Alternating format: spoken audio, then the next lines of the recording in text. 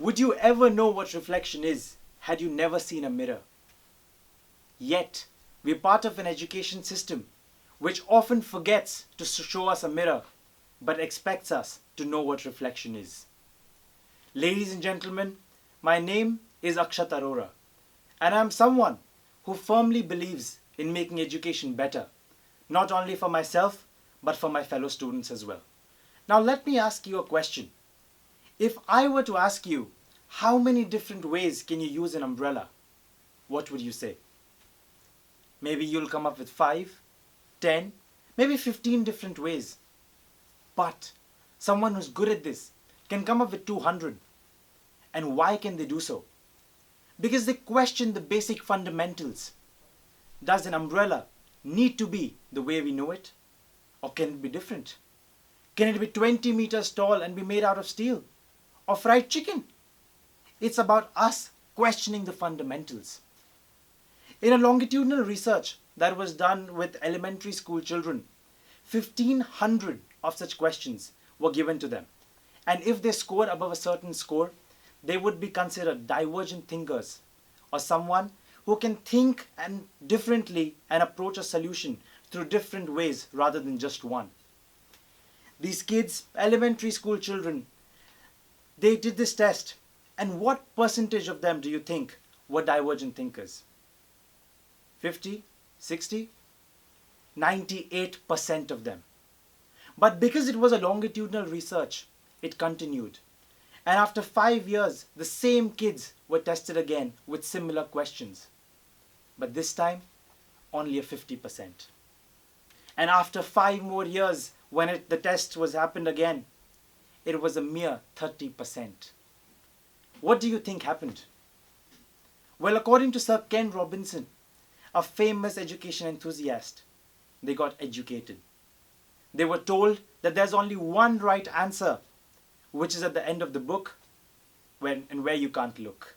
You see, it's like we've been put on an assembly line. We move from one institution to another over the years. We, as students, are produced in batches. I will be batch of 2017. You might be batch of 2018 or 19. Every 60 minutes or 90 minutes, a bell rings, and we as a batch are moved from one place to another, and it continues for 8 times a day. For hell's sake, we even have a best before date to ourselves. Best before 60 years old. And after that, well, we don't know.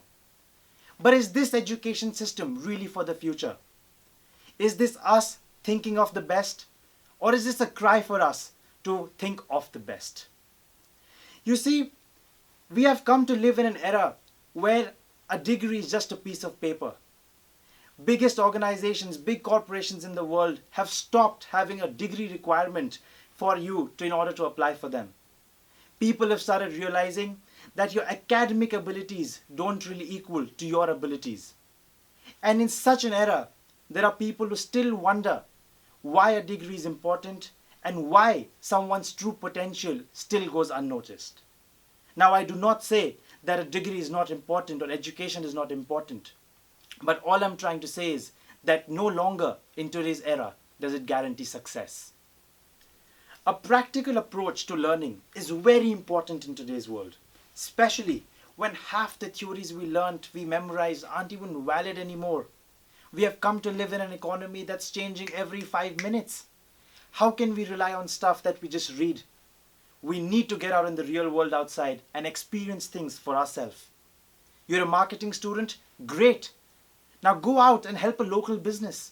Help them get a bigger audience and see how it feels to face these real life challenges. See how it feels to be in those shoes of a corporate leader that you aspire to be, and see what it is that you still lack and what is it that you need. You see, it's very important to run after excellence, and success shall follow. Now, I talk about all of this, but one more thing that really plays an important role in shaping us as an individual and not just as a speck in the society is the institution that we're a part of. It is what we're surrounded by that makes us who we are, that shapes our world. And this is where our institution plays a very monumental role. Let me give you a personal example. For the last 2 years, I've had the opportunity to work with one of Japan's leading educational companies, through which I've been able to interact with hundreds of Japanese kids from different parts of Japan. And when these kids come to our camps, they're afraid, they're shy, and they don't know how we will react if they were to make a mistake. And it is at this crucial a moment where it is very important for us to tell them that making a mistake is okay. That is how they will learn.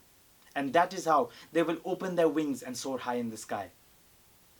But you compare this to the educational system we are a part of, where a simple mistake, a simple misquoting of someone can lead you to ruining your academic life.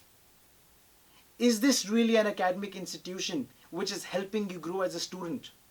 Or is it an institution which is penalizing you and not letting you understand from your mistakes, learn from your mistakes, and go ahead with it? You see, it's a very basic concept of organizational behavior. If your employees or your students feel safe, they will perform better, they will do better, and they will get out of their comfort zone to expand their boundaries. Always remember, our current education system treats every student the same, irrespective of their condition. Just imagine how big a disaster that would be if a doctor did the same. So, ladies and gentlemen, if you were to ever feel worthless because of our current educational system, don't. Chances are you're just unappreciated. So go ahead, outshine yourselves, think for the best, and don't be afraid of making mistakes on a test. Thank you.